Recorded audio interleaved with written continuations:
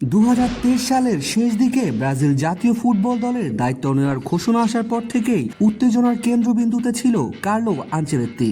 একটা সময়ের ব্রাজিল মানেই ফুটবল নান্দনিকতার অন্য নাম ছিল, কিন্তু সাম্প্রতিক বছরগুলোতে দলের পারফরমেন্স ছিল অস্থির দিশাহারা। তাই আনচেলত্তির মতো ক্লাসিক ঠান্ডা মাথার ইউরোপিয়ান কোচের আগমন মানেই শুধু কোচিং বদল নয়, একটা পুরো দর্শনের রূপান্তর।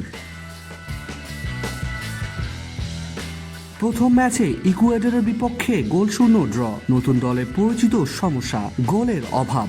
কিন্তু আনচেলত্তি ছিলেন নিশ্চুপ, নীরবতায় ছিল তার প্রথম বার্তা, ধৈর্য ধরো, সব ঠিক হবে। ব্রাজিলের সামনে এবার চ্যালেঞ্জ ছিল প্যারাগুয়ে, জিতলেই বিশ্বকাপ নিশ্চিত, হারলে সমালোচনার মুখে কোচ, খেলোয়াড় আর পুরো দর্শনই।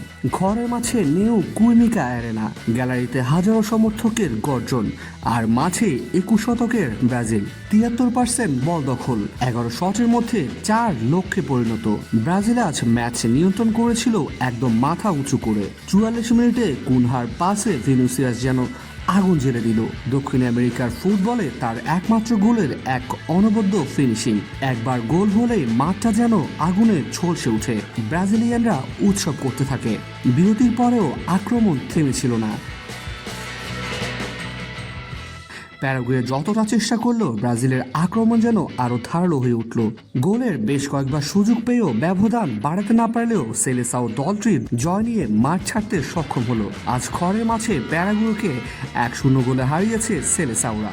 ম্যাচে আনচেলত্তির দক্ষ কৌশল আর খেলোয়াড়দের একাগ্রতা ছিল চোখে পড়ার মতো।